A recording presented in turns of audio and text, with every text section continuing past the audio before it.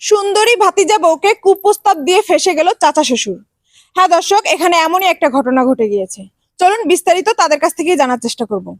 আচ্ছা ভাইয়া, আপনার তো ওয়াইফ, জি আমার ওয়াইফ। তো আপনার ওয়াইফ কিভাবে মানে এটা হলো আমাদের একটু বলবেন প্লিজ। আর কোয়েন না, এই যে এটা আমার চাচা, চাচা না তো এটা কলঙ্ক, চাচা নামের কলঙ্ক। এইরকম লোকজন যদি চাচা হয় তাইলে মনে করেন এই দেশে চাচা পরিচয় আর কেউ দিব না।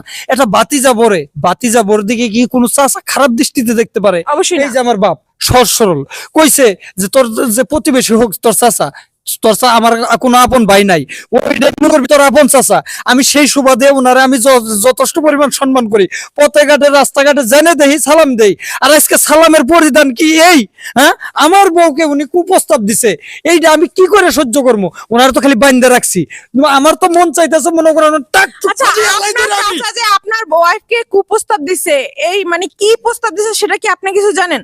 আপনি কি বুঝতেছেন না? আপনি একটা নারী না, আপনি একটা নারী, ওই আর একটা নারীর ব্যথা বুঝেন না? আচ্ছা যে আসলে দর্শক, একটা নারীর কুপ্রস্তাব বলে কি কি কথা বলতে পারে সে একটা পুরুষ? আচ্ছা আচ্ছা আচ্ছা দর্শক, আমরা সরাসরি তার কাছে জানবো যে তাকে কি কুপ্রস্তাব দিছে তার চাচা শ্বশুর। চলুন সত্য দর্শক। সত্য সব খুলে আচ্ছা আপু, আপনাকে যে আপনার চাচা শ্বশুর কুপ্রস্তাব দিছে আসলে কিভাবে দিছে, কিভাবে আমাদের একটু বিস্তারিত জানাবেন প্লিজ। আসলে কি আপু, মানে বলবো যে আমার নিজের কাছে লজ্জা লাগছে। সে যে আমার চাচা শ্বশুর, তাকে কি আমি অনেক সম্মান করি, আর সে যে এই কাজটা করবে আমি কখনো ভাবতে পারিনি। সে আজকে আমার বাসায় আসছে, পুরো বাড়ি খালি, তারা কেউ নাই, আমার শ্বশুরও নাই, আমার স্বামীও নাই। এসে আমার রুমে গেছে, যে আমাকে বলতেছে তোমাকে আমি এত টাকা পয়সা দিব, গয়নাগাটি দিব, তুমি যদি আমার কথা মতন রাজি হও।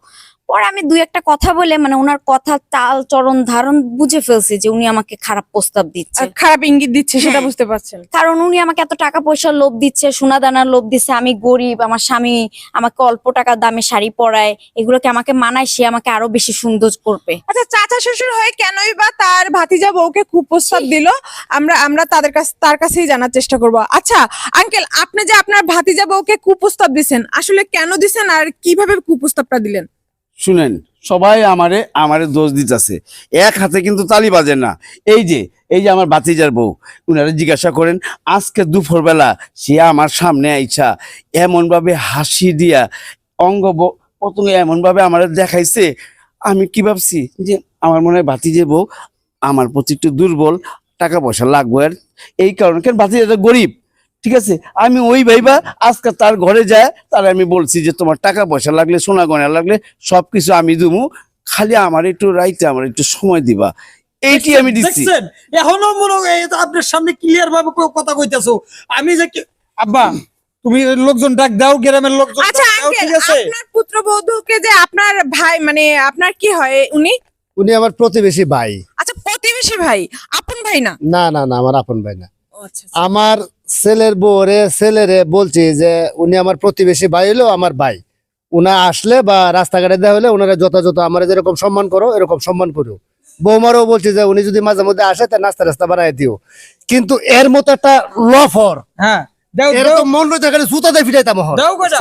জুতা দিয়ে ফিরাইতে পারে, এর মতো একটা আপনার লফর। যেটা অবশ্যই ভুল হয়েছে। ওর পেটের মেয়ের মতো একটা মেয়ে, এই মেয়েরা যে কুপ্রস্তাব দিল, আচ্ছা আপু, আমি একটা সোনা কথা দিব, বলি। দানা বলেন, দিব, বলেন। টাকা দিব, এই পয়সা যে দিব। উনি বললো যে ওনার দিকে আমি তাকে হাসি দিছি, ওনাকে আমি চাচা শ্বশুর বলে, আমি তো আমার স্বামীর সাথে যে কোনো শয়তানি করে ওনার দিকে তাকে হাসিটা দিছি। অবশ্যই অবশ্যই তা এটা কি আমার দেওয়াটা কি ভুল হইছে? না, হাসি দেওয়া কোনো ভুল না। না, হাসির মধ্যে আবার একটা কথা আছে, উনি কাপড়টা বারে বারে খুলছেন, বুঝছেন, আমার তার ইটা দেখাইছেন।